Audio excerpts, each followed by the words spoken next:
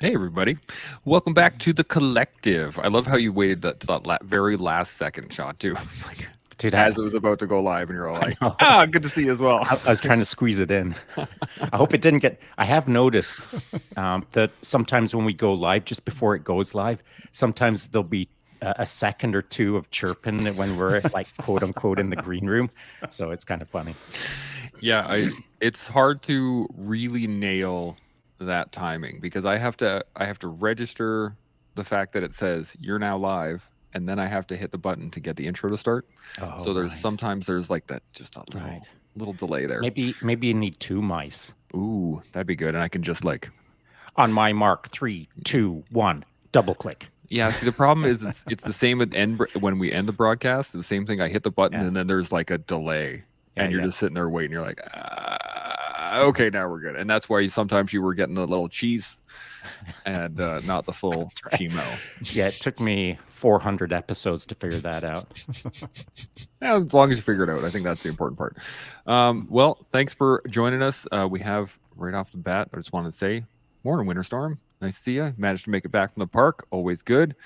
Um, Bam. any thoughts? Anything on the top of your guys' melons that you guys want to talk about, or should I jump into a topic? Yeah, hit it. Okay.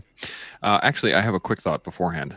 I just wanted to throw this out here because I thought it was a great line. I was talking to a guy earlier today about coming on the collective, and I'm not going to tell you who it is because I just Don't. love doing that to you. And he came up with this great line. He was saying, "Oh yeah, I just jumped right onto the philosophical highway," and I was like, "Philosophical highway? Like I really like that. I like it as a description. I like it as an image, and the fact that it's a road and it doesn't really end, and you just start So, driving." so as can I? Is it safe to assume that he just jumped on it in the sense of he's relatively new to that game?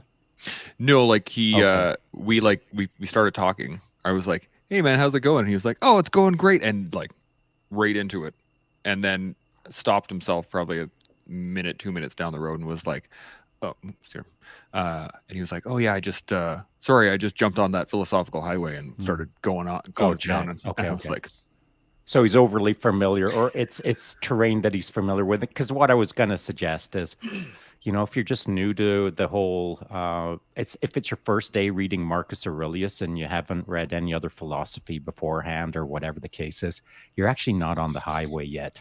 "No, You're kind of like standing at the end of a dirt road, looking down the dirt road, hoping that it's going to take you to a highway eventually. But you know what that requires? Walking down a bumpy old dirt road for a little while until you see the highway. And it's mm-hmm. called your first book.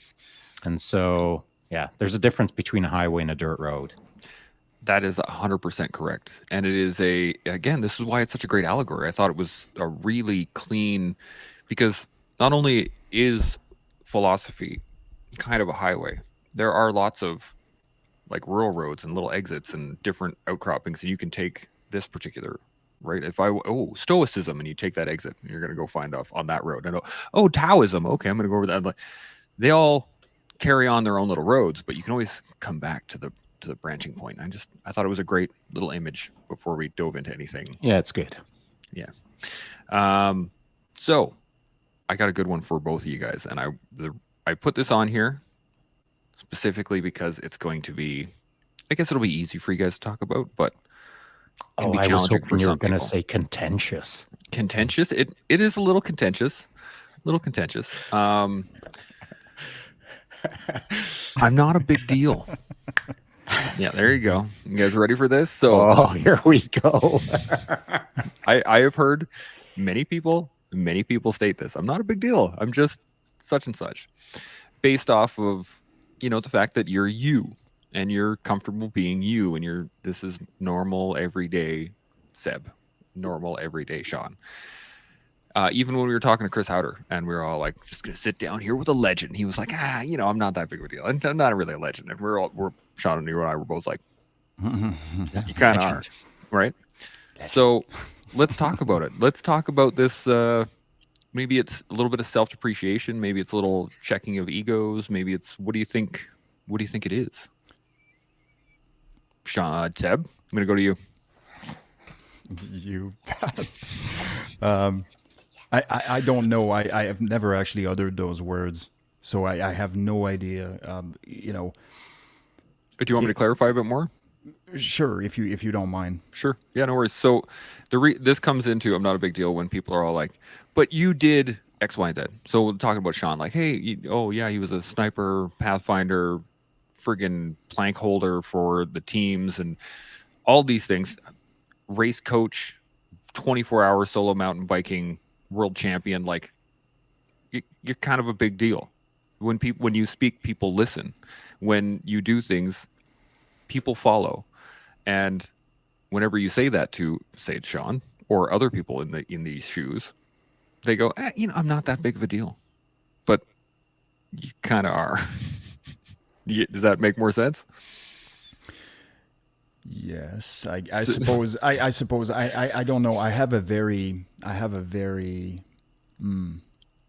don't know what the word would be, but i- i- in every field of everything, there's always ways to excel in certain ways, and but there's always ways that we don't excel in, and of course we're putting our best foot forward on some of the subjects that we're sort of maybe SMEs in, or that we have a lot of knowledge on, or that's in line with what it is that we stand for as individuals, and we're curious, and so yes, you can have I guess you may somebody may be inspirational for somebody that's at a different level in life, but when we say a different level, we don't mean different level as in lower. We mean a different level in time, in space and time, with relation to the development of whatever skill that they are appreciating in somebody else. Hmm. But I would caution very seriously about the whole, because humans like heroes. That's why we make stories up.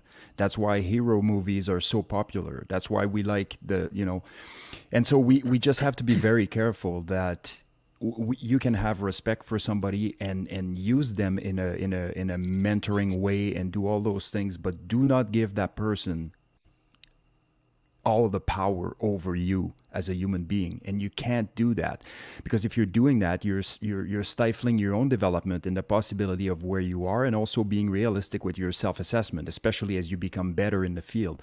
And I give you an example of this. How many fighters jumped in the ring with some of their idols and lost that fight long before they got in, even though they technically were better? Hmm. And so I think it's important to have people that you're sort of looking up to, so that you may make the right decisions for yourself if you haven't been to a certain crossroad and they have passed that crossroad before you. But as far as, are they a big deal? Uh, I, you know, I don't know, right? Like Hmm. if that's the case, and when you take a guy like Chris, for example, somebody that's impacted millions in the jiu-jitsu community, and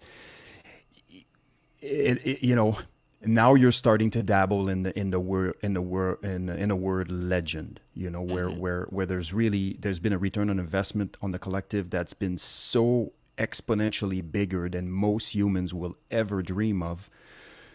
Now you're starting to dabble in that legend, but even with that, there's a lot of areas of, say, Chris's life that I wouldn't venture into, and I'm sure if he did it again, he wouldn't, right? And Hmm. so you just have to kind of be careful with that. But yeah, I've never had somebody tell me this, and then B, I never had to retort. I'm not such a big deal, I've never had that, but Raj. I don't know. Sean, any thoughts? Well, I'm surprised because maybe they didn't use that sentence, but they Yeah. used another sentence, and one that. Why don't you choose the sentence? What have you heard someone say to you? Maybe that I contributed to whatever success they're having, or to change a mindset that they went through, a growth period or something like that. But I mean, this to me is, and maybe it's just semantics, I but think it is. yeah, I mean, that doesn't make me a big deal. Oh no, but that's not the point. That is literally what you just said. Maybe you'd like to rephrase what you're saying. I don't No, know. No? I don't know what I said or didn't say. I just, I don't remember having anybody say to me something that led me to say I'm not a big deal. You know what I mean? So what did you say? What were the semantic? What's the Well, shift that you did say to them? I may have Because I said know some. there's guys who think you're a big deal. Yeah. And Well, I know that there's guys who've said to you, dude, you're a big deal. And maybe they said it in different words, but the spirit of it is this, that you are a big deal. Someone has said to you that you are a big deal. And then it's what you reply with. And you can semantic that all you want, but you've got to have a retort to someone saying, you're a big deal. So what do you say in that moment? Well, precisely what I just said 5 minutes ago. You know, like there may be an area where I can help, or I may be inspirational to you, or maybe there's something I can help you with in relation to the experiences that I have and whatnot. But also, don't give me this, don't impose this status on me, right? I'm just another dude, and So you are saying I'm not a big deal, but just in a different way. yeah. But are we talking about just not saying I'm not a big deal, or we're talking about I'm I actually don't not a know. big deal? Yeah, because Yeah, because I yeah, mean, that's the difference. I actually 100% do not believe that, and that's an absolute fact. All So, right. yeah. Yeah. So other people might, but other people might think I fly also. You know. Right. Well, for what? You don't? I thought you did. So what the reason I wanted to talk about this, and the reason I want to dive into this, is because I think that there's a little bit of, hero worship is there's a little bit of it is good, right? And being able to look at someone as a mentor, or to be a mentee without actually meeting that person. And I love the fact you brought up the fighter concept, is because, yeah, if there's also the concept of like never meet your heroes, or never meet, because then you see them as real people, and then you have to understand that they're not this, like. But at the same time, we're public faces in a world of social media, in a world of all these other things, and there are people that are going to attribute large leaps within their own benefit to you, or to Shaun, or to me, or to Chris, or to whatever, doesn't matter who. But I wanted to talk about this concept of like, I'm not that, like, I didn't do anything. I just sat here and I talked in front of a mic. Sure. But this open of a conversation about it, I think is not only important. I mean, that's why we do it, but I wanted to discuss more about the why, right? None of us are here to be a big deal, but we still see that this needs to be done. So does that make us a big deal by doing it, or does it really matter? That kind of, like, that's where I was going with it. That was my Well, thought. it doesn't matter to me. I mean, I literally don't care for, in fact, I kind of don't like a, a modicum of fame or a modicum of exposure. I just wish I could do this behind a black curtain, but you can't. None of us can. And so I literally believe this all the time. I'm not a big deal. That's what I constantly runs through my head. And this sentence is a result of me saying this to you, I believe, Chance, at some time in the past or whatever. A number I of just, times, yeah. right, a number of times. I just really don't think I'm a big deal at all. In context of anyone around me, I've done some things, but I'm not a big deal. There's people who are way bigger deals than me. And so I categorize myself as not an underperformer. And I know I'm not mediocre, but I'm not a big deal. And so I've had to say this sentence a number of times to some people who've been trying to convince me that I am a big deal, and I totally don't believe it. However, because it's been said to me so many times, well, enough times, we'll say, that I've had to figure out a way to navigate the conversation, which is why I was curious as to what Seb might have some pointers on this, because I'm sure he's been a bigger deal than I have sooner than I was. So maybe he has some strategies to kind of manage the conversation per se. However, what I've found I had to do recently, and I mean recently as in just the last couple of weeks, is this. Because I didn't like talking about being a world champion in one of my careers. I didn't like saying that out loud because it seems like I'm trying to be a big deal, which I'm absolutely not. That was just an outcome of me pursuing it hard for 10 years to become that. So instead of when someone says blah blah blah, you're a big deal, rather than me say, yeah, but all I really did was, and then try to explain 10 years of hard work and all the mistakes and all of the stuff that it requires in order to become that. Instead, I've now defaulted to a shorter conversation, which is this. Yeah, I guess you're right. I used to be a world champion. And then it just kind of sums up a massive conversation that then instead of having that massive conversation, I can say, yeah, you're right. I was a world champion. Here's what I learned. And then take the conversation further than in a way that will be beneficial to them rather than having to spend 5 minutes talking about the 10 years of hard work that it took to become a world champion. So right now, in real time, I am regularly trying to find the right line between saying, dude, I am so not a big deal. But at the other end of it, I'm trying to say, well, you could be a big deal if you just like pursue, et cetera, et cetera. And I don't know how to do that yet. So Yeah, it's tough, and it's also there's a bit of a strange relationship between the two, because there's two reasons where that might happen. You know, you have somebody that's extremely sort of inspired by you, and you've genuinely have helped them make some leaps and bounds in life in whatever area that might be. But then you also have the I'm going to essentially take this away from you because I relegated whatever it is that you accomplish on talent. And people used to do that all the time with Tiger Wood, for example, right? Not realizing that he was hitting 100 balls a day at the age three. of 4, yeah, 3. Yeah. So what people would do is they would say, well, he's Tiger. And so they obviously they didn't do it in a nefarious way. But what ended up happening is they essentially took his hard work away by saying, well, he's just him. That's how this happened, And if somebody has insecurities, deep-rooted insecurities, and they really haven't addressed those, and they can still respect someone but have their insecurities drawn out every time that person does or says something. So for them to dissociate a certain level and say this person is a big deal, I'll never be that, so I don't have to worry about that kind of thing, it takes the pressure off of themselves to address the things that prevent them in the first place to be there, And so there's kind of well, I'm sure there's more than that from a psychological standpoint, but it depends which one of those you're getting, right? Because then you can really get in a much deeper conversation. I mean, if it's just a conversation on, a quick conversation, you might not have time to go to those depths. But if it is, but those conversations occur. Just Sure. like the deep conversations occur. And you're right, there are two different answers in those two different conversations. And I'm looking to have both of those conversations right now. Strategy for short, strategy for long. You know what I mean? yeah, no, I'm in. I mean, it's super uncomfortable, but I'm in. Jumping with both feet.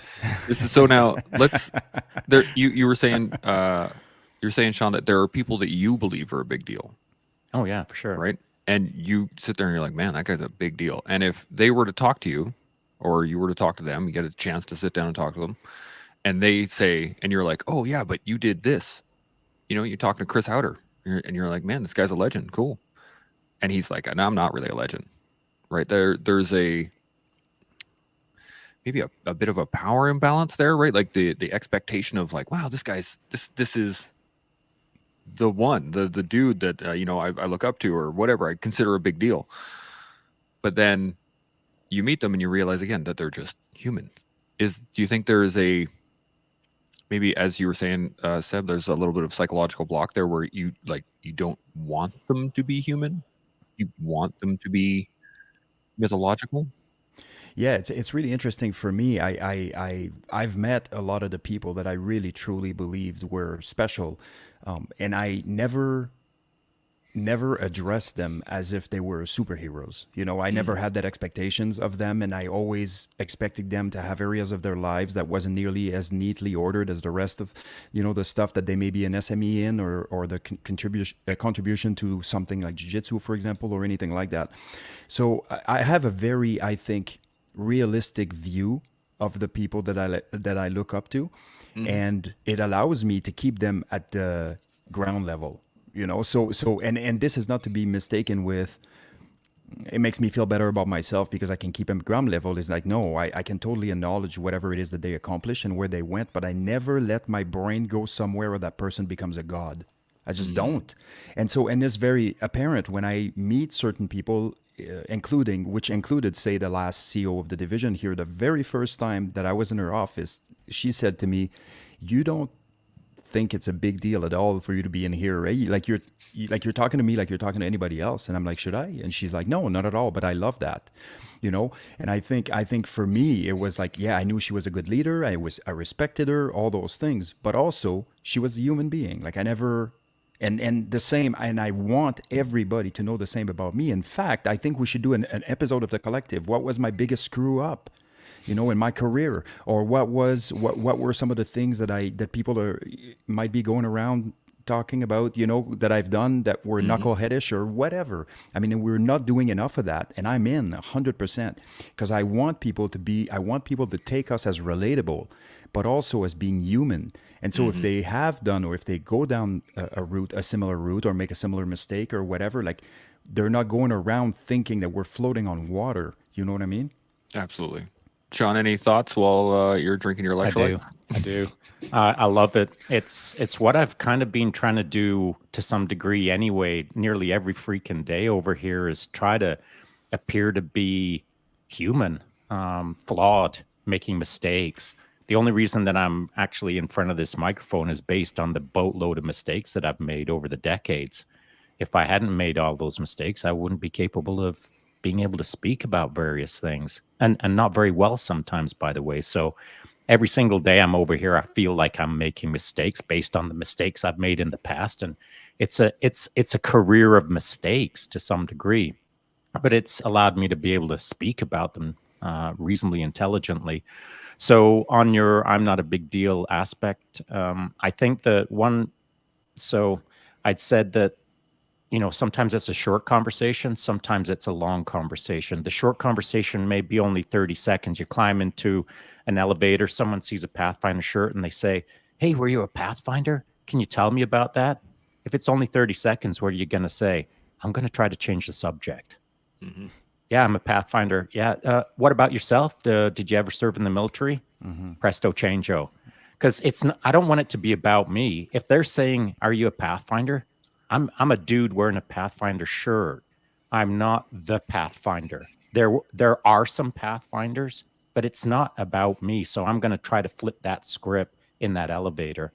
Now, if Hmm. I'm going into a long conversation, and as I get out of the elevator, someone says, "Hey, were you a Pathfinder?" I might say, "Yeah." And as we go down the hallway, I'll flip that script. But if they are still walking next to me and they're engaging me in the right way, they're asking the right questions, they're not asking things about me, they're asking things about what this is, then I'll engage in that conversation. And if they're cool, and if I think that the time that I put into that conversation with them, like a few more minutes, maybe I'll say, "Hey, do you want to grab a coffee?" Or, "Hey, do you want to grab a seat?"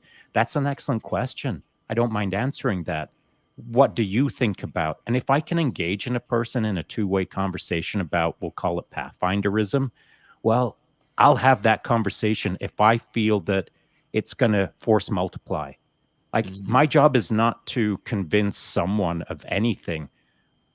I don't even know what my job is in that moment, other than I'm just trying to relate to the person, see what they want, and see how it can be of benefit to them, and how I can force multiply it to benefit 10 or 100 people around them. So it won't be about Sean the Pathfinder. It'll be about what this thing might be able to teach all people if they were to step into that program, you know? Yeah. I man, the one thing I wanted to ask about and kind of touch on is that, do you think it has to be more along lines of compartmentalizing? So like when you see somebody that you admire, and you would have to compartmentalize the fact that that person did a thing that I admire because I know it's hard or whatever, and be like, okay, and then separate that from the actual person, so that it's just the cool path, like, sweet Pathfinder, awesome. Oh, you were in the ERT, cool, but not make that the person. In the same way that we can't take uh, that uniform or that tab and like wear it as our entire personality. Is that about right? Does that sound about right? Well, I feel that this thing is a big deal, but I'm not a big deal. Hmm. some of the things I've done are a big deal, but that doesn't make me a big deal. And so it's all of those things that you do in life, if they're big deals or not, it's how you then play with them, how you then live with them, how you then produce with them. If you I truly believe I'm not a big deal, but some of the things I did were, and if I can use my abilities to help someone moving forward with the tools that I was given, I'm I'm down for that. But I Mhm. don't want to be down for it in the sense of Sean. I just want to be down for it in the sense of who I'm trying to help, and I'm just trying to use the tools that I was given to deploy them effectively. But I'm not trying to be a big deal when I do it. I'm just trying to be helpful. Yeah. And so sometimes that, I don't know, maybe there's people who think that that is, I don't know, trying to flare up or trying to, make a name for yourself or whatever by trying to be helpful. But I just see it as quite the opposite. I'd rather not use my name. I'd like to be anonymous when I do the things that I do. But sadly, it's impossible in social media to be anonymous and move the needle. Mm. That's a It great point. it kind of goes back to what we were talking about yesterday with leadership, eh, Sean? Like everybody wants to bitch about the leaders they have in position. Nobody wants to step up and do something. Yeah. So you're actually, if you are to move the needle one way or another, and you have the ability to do it, and you don't do it, then you lose the right to not only complain about it, but also to not be a part of helping others Yeah. You reach it. lose your voice. Yeah, so it for me, the fact that people recognize Sean when they see him on social or see him in the street or whatever is a byproduct of what he is doing. It shouldn't be the other way around. This is Sean, the person that does this. It just becomes a byproduct of it, and that's something that you have to accept. That we have to accept.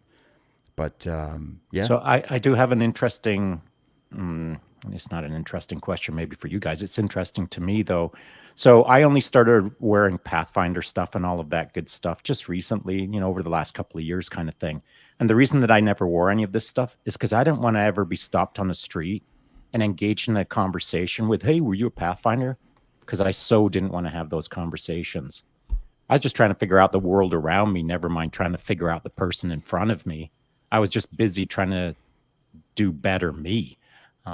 Anyway, when I started wearing this, it was kind of uncomfortable for me because I just didn't want to, I don't know, appear to be waving any flags. I just wanted to exist and be respected for the things that I do or disrespected for the things that I do, whatever. But I was just doing me, not trying to do me with a shirt on. It's a weird world sometimes. it is, man. And if I go back to when you and I spent a week together, and that was, I don't even remember. It was a year ago, was it not? Yeah, Yeah, yeah, it's it would about a have year been ago. yeah, that's right. In November, or was it? Oh, Anyways, over a year. yeah, Yeah. it might have been a bit longer. Yeah, But November, a year and change ago. that's right. And I remember how truly uncomfortable you were with any sort of limelight. Oh, I for mean, sure. and this wasn't a made up thing. It was viscerally Oh, very dude. difficult for you to be I out. was I was on the edge of vomiting. Not really, but really, not really. Yeah, just at the mere sound of your own Oh, voice, dude, it was speaking bad. or doing or having conversations. But I think, and you and I had a really strong conversation with respect to it isn't actually about us and about the way we That's right. feel. That's It's right. about everybody talks about, I wish I knew that, I wish I knew that. But when do people actually go back and do something about it? Well, now you have an opportunity to do that, to make sure that the I wish I do that is applied to somebody else. Yeah, you jerk. Mostly you. But it That was also, week. Mostly you. I know, but but what's important to know is, and people don't know this, but for example, for 10 years on the team, I didn't have an Instagram at all. For 10 years, I did not have Instagram, and so much so that some of my guys were making fun of me. But I was busy doing the work that I needed to do so that I could have an Instagram later. Yeah. you know? But let me ask you this question though. So in hindsight, and of course this is retrospective because it's impossible to change. But if you could have, like, let's say 6 years into that tenure of not putting anything up on the IGs, if at the 6 year mark you thought, I'm pretty legit now, I can kind of put it out there and not be a poser, that could have helped a handful of guys or 100 guys or 100 guys and 100 girls to think, wow, that's rad. That's what I want to be. Or, oh, that guy kind of does things a little bit differently. I now see a new way to run my program. Oh, life can be dot, dot, dot, based on you at 6 years putting up content. So if you would have put, you would have got an extra 4 years of maybe not influencing, but helping people consider life a little bit differently, and they can choose to engage in it or not. But it's almost like not a lost opportunity, but I mean, it could have been run differently with a more positive outcome, even though I'm not suggesting you had to. Yeah, this is a bit of a, first of all, it's theoretical, right? So we Of don't know, course, like it's we theoretically philosophical. oh, for sure, and we'll never know. But one thing that I can say is this: I was so busy as far as like running operations and being on the teams and taking care of my guys and taking care of the stuff that we needed to do as a team, that I spent a lot of my times affecting lives that were affecting other lives, Oh right? yeah, understandable. So it was really, it definitely wasn't wasted times, because I had time to take care of my people, of their family, of all the people that are affected by the sacrifice that's associated with being a Leo. And when I finally retired, I had time now to actually, even though I keep myself busy, it's self-imposed and nobody's to blame for this. But I definitely had time now to actually invest in other people's whose life weren't necessarily depending on me staying focused. Right, directly attached. Exactly. Yeah. So for me to split focus, to help people, strangers online at that time, probably would have been a disservice to the people that actually whose lives were at risk Yeah, during. fair point. Fair point. So I if I had to do it all over again, I definitely wouldn't. I don't have that feeling in me at all. I don't think I would.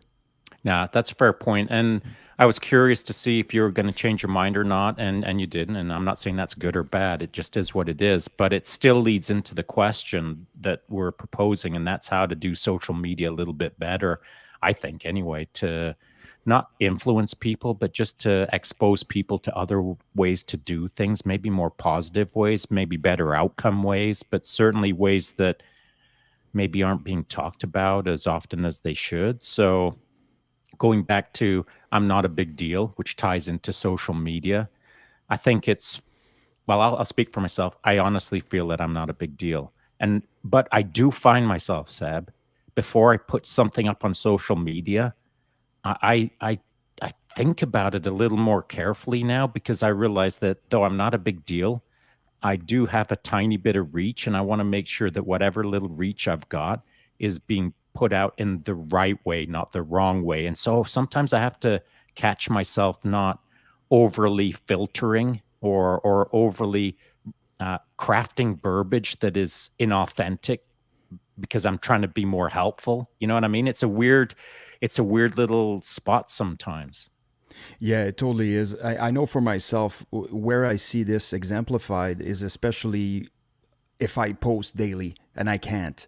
I All right. can't. Yeah. Yeah. I can't, because for me this is the promise I made myself, and hopefully I stuck to it, was to put out meaningful content, things that were meaningful. So yes, occasionally I'll put up a photo that's just for entertainment or whatever, and that's okay.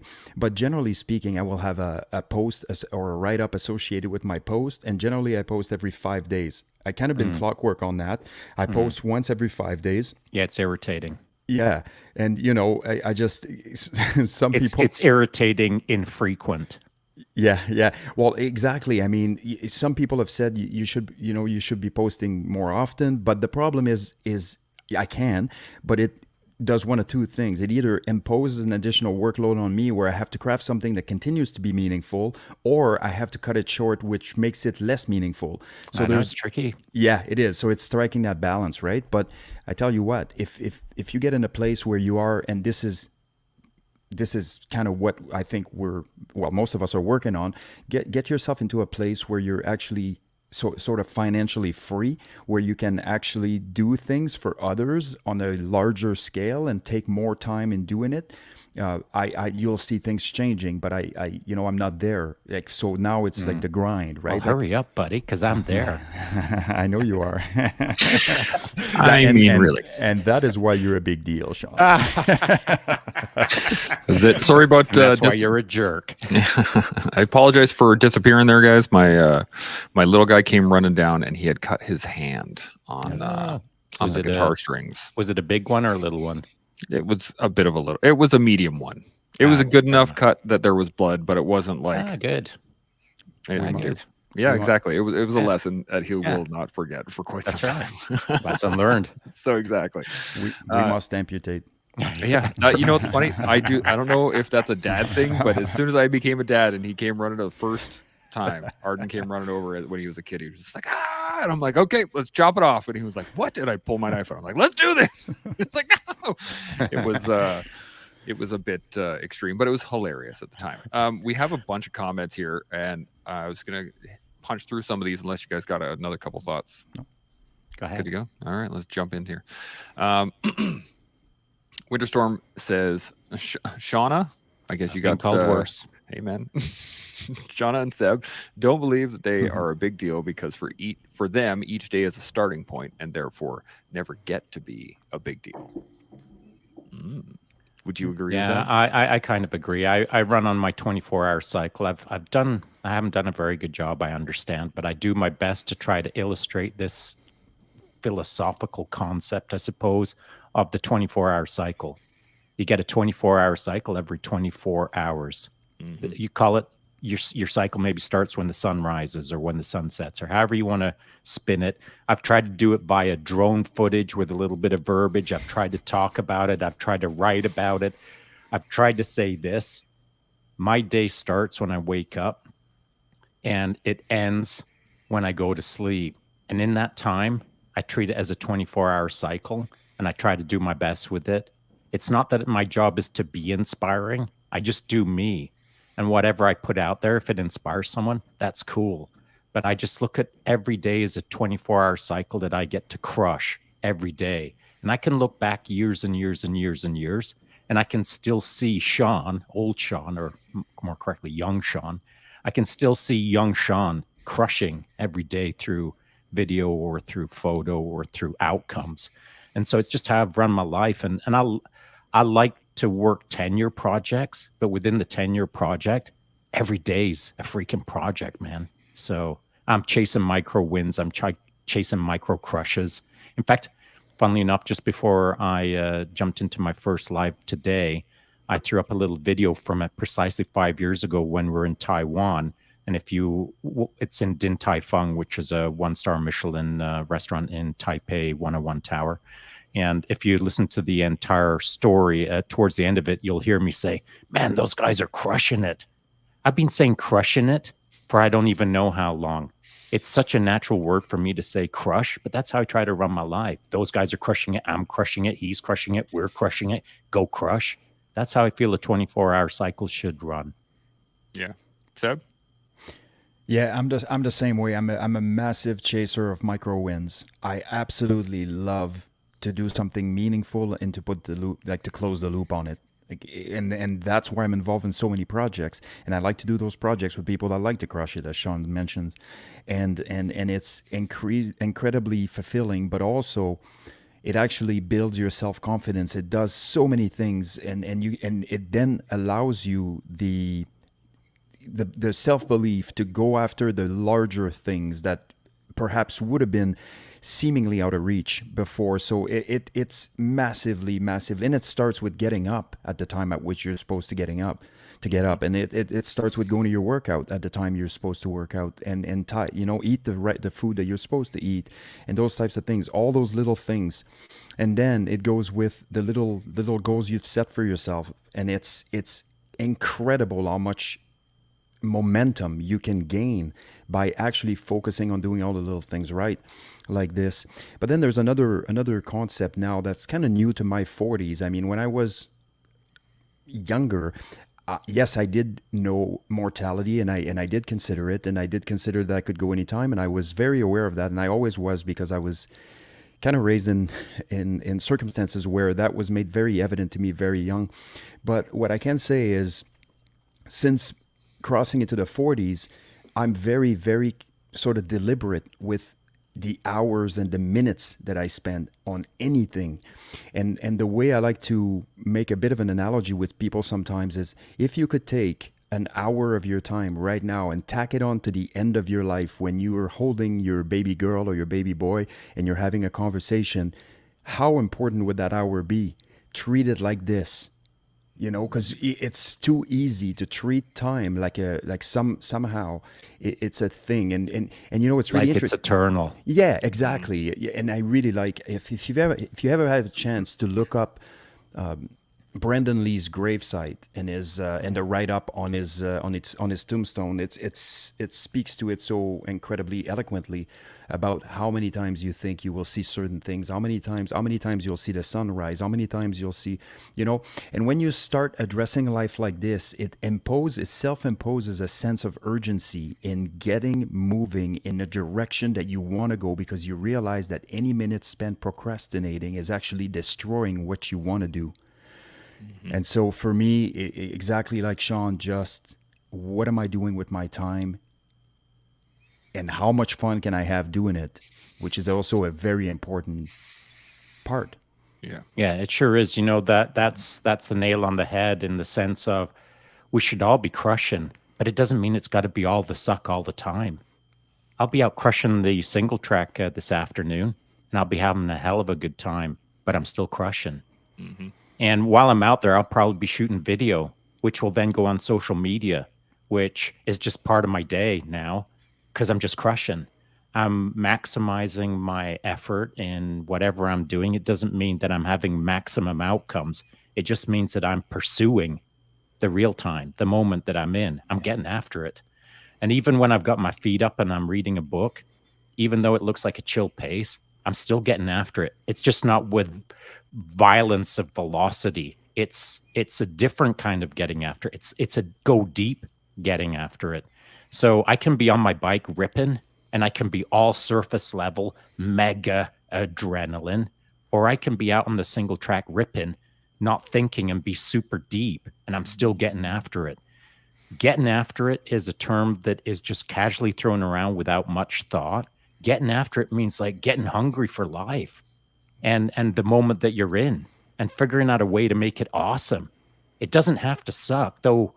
Embracing the suck can make it awesome, as long as you understand the game that you're playing. But the Hmm. game that we're all playing, make no bones about it, it's it's not eternal, and it's supposed to leave a mark. Hmm.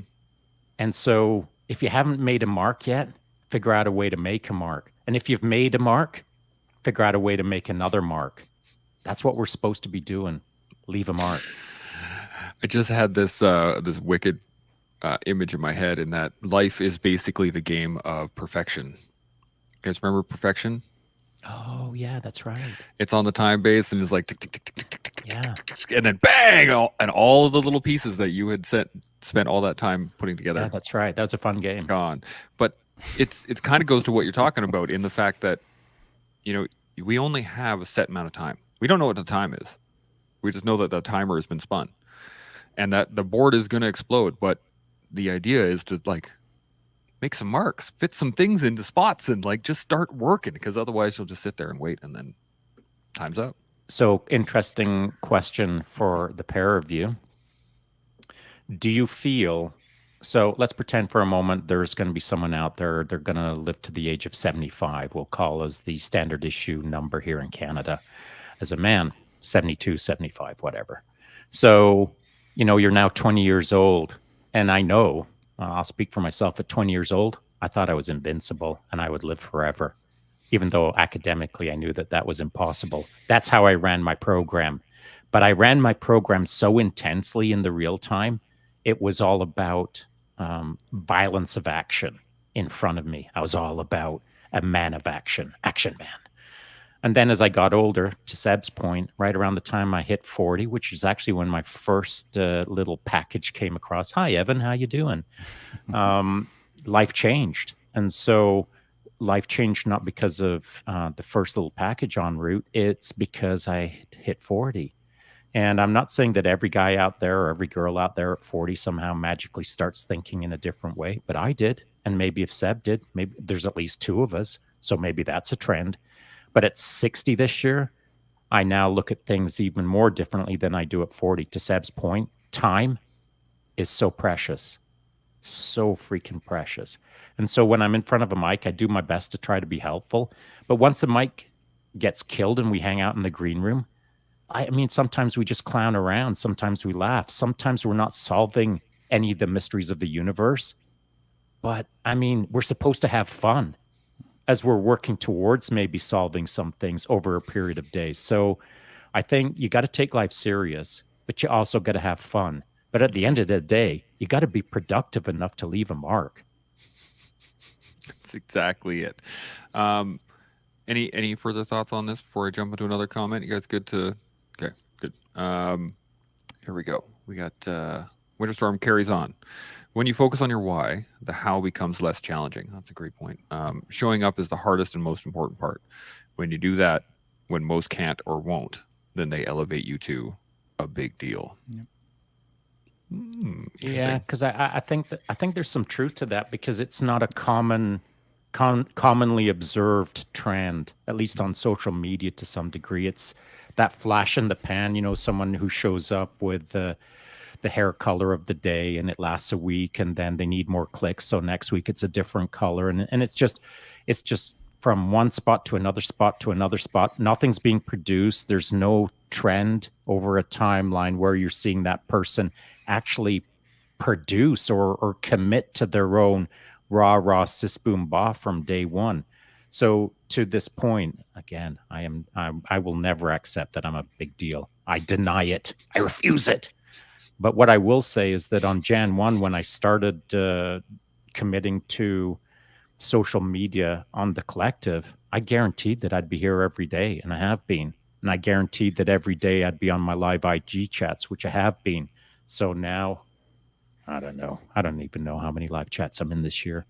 But that was super hard for me, man. But you know what works around that is discipline and Hmm. focus. I set a task for myself. I will do 2 live days or 2 live chats per day, period. And I've committed. Didn't have to make it super complex. And so, to Seb's point, where he's going every 5 days approximately, which is not ideal for me, I would prefer to see it more frequently. I committed quite the opposite to Seb, to doing 2 posts or 2 feeds per day on my IG, either whatever, a ride and a photo, or 2 rides, or a BJJ and a ride, or whatever. I committed in my mind to 2 a day, even if that's overwhelming for some. I just wanted to not expose my life, but I wanted to expose a life that is possible for others at my age. If you go crush, you can do this. If I can do it, you can do it. So I wanted to go the opposite direction from Seb and just be really frequent with it to some degree. Hmm. That makes a lot of sense, Seb. Yeah, for me, and this, and that makes a ton of sense, just based on the fact that we're at different places in life, like we literally are, Correct. right? Yeah. And so you're at that point now in your life, and with your sort of financial security, with everything else in your life that allows you for that kind of commitment to this. My problem is two things: is I need to be getting after it hard in the professional department and in the right now at school and everything. And so, and I want my post to be meaningful. So something has to give, and it Yeah, has to it be the does. post, because that's Hmm. the secondary priority. There's another little piece which, I don't talk about very often, but is actually real. I can get caught up in the whole social media piece. Like I can get caught up in the Instagram, and I can find myself logging on there every 30 seconds, and I can literally, like, I get mad at myself and I'll be throwing my phone, because because Bad, Seb, bad. I love to see what everybody else is doing, and I have FOMO, I have fear of missing out. That's why when I study, I put a timer on for an hour, and then I allow myself 5 minutes of Instagram between each hour. So I do an hour of straight up studying. If I have to go to washroom, I pause it, do all this stuff, and then once my hour beep, I pause it, and right away I take 5 minutes, and I have a 5 minute timer so I can be on Instagram. Because I'm keeping my urges under control, essentially. If I'm being honest, as far as the productivity department goes. But yeah, that makes a ton of sense to me, just based on where we are in life, Sean. Well, do you know what you just did? You made my life even more hellacious now. Because now that I know that you have to do an hour of studying and only get 5 minutes on the IG, I'm like, holy moly, Sean, I've got to up my game, because if Seb spends 30 seconds on any of my nonsense, it better count. There you go. Exactly. I love the fact that you guys both are talking about how important regulation of time is, though, because it is so important. And the more time you spend on any one thing, that's it's gone. That time is gone. As we've said before, like, the wave has passed. Okay, great. Let's carry on. We have some more here. I just want to. I got a couple of minutes burn through, so be careful. I'm not going to go to you guys real quick. Just hold on for a few seconds. I have come to grips with why. Still working on the how. Lots of mistakes in the rear view mirror. Yeah, which Winter Storm. Yeah, I think all of us. Winter Storm. Someone is noticing you working on the how, Mitch. Keep up the hard work. Absolutely. And then there's a little bit back and forth in here. I wanted to hit it because it actually goes to what we're talking about. I engaged 3 activities that most people my late middle age would not contemplate showing up for. And yes, it is difficult, but they are not a big deal. Nor am I. Yeah, but can you go back to Mitch's comment? And right off the bat, I got to say airborne Mitch, because we were on the Skyhawks together in 1989. Amazing. Oh, yeah, buddy. Back in the day. Back in the day. And so, to Mitch's point, he's engaging in 3 activities that would be difficult for people his age, etc. And then he says, but they are not a big deal, nor am I. But he does take a bit of quiet pride, based on how he's put that sentence together, in the fact that he is doing something difficult that is kind of a big deal for someone at his age. And so I think it's, to Seb's point now, I think we all have to be careful with how we assign big deal or not big deal. No one's saying that Mitch is a big deal. I just literally said it out loud. Mitch, you're not a big deal. But you're kind of a big deal if you're getting after it hard, in your opinion. And then it's for you to assign how much of a big deal that is or not. Because it's not a non-factor, because you're taking pride in doing difficult things. And I think it's important to establish that you do take pride in that. Maybe not ego-based. Maybe you're just proud of doing hard things. And so you should own that. It just doesn't mean that you got to get the I'm a big deal poster hanging behind you, of course. Yeah, absolutely. Yes, he carries on. There we go. I had a major revelation 4 years ago, never looked back, except occasionally discussed. I remain a work in progress, something to pursue the last third of my life. I love that last line. I remain a work in progress. That's a solid for sure. Aren't we all? Yeah. Yep. Winter Storm respond. There is a reason why we look forward, because we haven't learned what we could and move towards another goal. Yeah, that's a great thing. And then, of course, this is where he realized. Bam. Thanks, buddy. Hey, man, it's 2020. You're the best. Yeah, exactly. I mean, really, we can be whatever we can, right? Whatever we want to. But so the reason I wanted to go through all that, especially, is that it really goes to show that it's not so much that we are a big deal. It's not like the person themselves, like, we're not big deals, but we can do things that are a big deal. And we should do things that are a big deal to us more than anybody else. Oh, yeah, I agree with that. And whatever that means to anyone, like doing something a big deal for yourself, I don't even know what big deal is. It's other than there's some big deal people. And those big deal people, it's a loose, overarching label that I'll throw on a person. based on maybe they've never even done a burpee in their life, but they're a big deal because of a certain attribute or a certain career path or a certain enlightenment that they've reached through their industry or whatever it is, that I think it's a big deal. Like Lex Friedman, as an example. I mean, he's got a whole pile of things on the go as a person who can do this, that, and the other thing. But he's kind of a big deal in a sense of how, as I see it, he super mega uncomfortably committed to podcasting, and he's doing it on the regular. He's talking to cool people. He's doing cool things, and I dig that. But I appreciate watching him struggle in the conversations and still get it done. So I think he's a big deal just because of his uncomfortable commitment to the process, the grind, as it were, in the public eye. It's I feel it because I feel it. And so I feel that, he's a big deal to me because he represents a certain conceptual notion of someone committing to the process, in a live thing. Yeah, with nowhere to hide. So Nowhere to hide. Straight up embracing exposure and being uncomfortable in doing so. And that's a great way to grow. It's also very difficult. It is. Can confirm. Yes, indeed. We're getting a little short on time here, but I did want to say there is something that is a big deal that's happened here, and that is the fact that we've had the Seven-Eighter back here 3 days in a row. It's freaking awesome, man. I don't even want to say it out loud in case it gets jinxed. Well, I don't know if he'll be joining us tomorrow. I don't know. Do you want to join us tomorrow? You can come back anytime. What's tomorrow? Thursday? We'll have to talk after. We'll see. I might be All able good. to. Right? So what I basically do is I have my time set, so I can work around, obviously, because I'm at home. So it's just a matter of figuring out if I start early enough, then maybe I have the time to indulge. But I really like this because it actually helps me stay sharp for my podcasting. It keeps me stay sharp with my thought processes and continues to challenge me intellectually. And I love it. It's a great platform.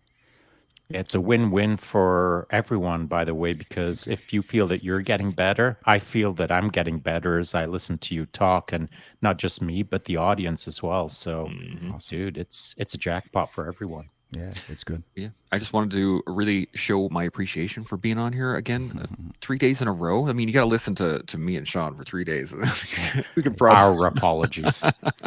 We do have one quick comment that I want to put up here, and it just showed up, but I think it's a part of the conversation. Is KH? I think part of it is learning to accept compliments when you are so used to being overly critical of yourself. You think that's part of it? Oh, 100% can confirm. In fact, Seb didn't make me do burpees, but he didn't dress me down with a finger wagging, but we did have to have that conversation more than once. So yeah, can confirm. Yeah.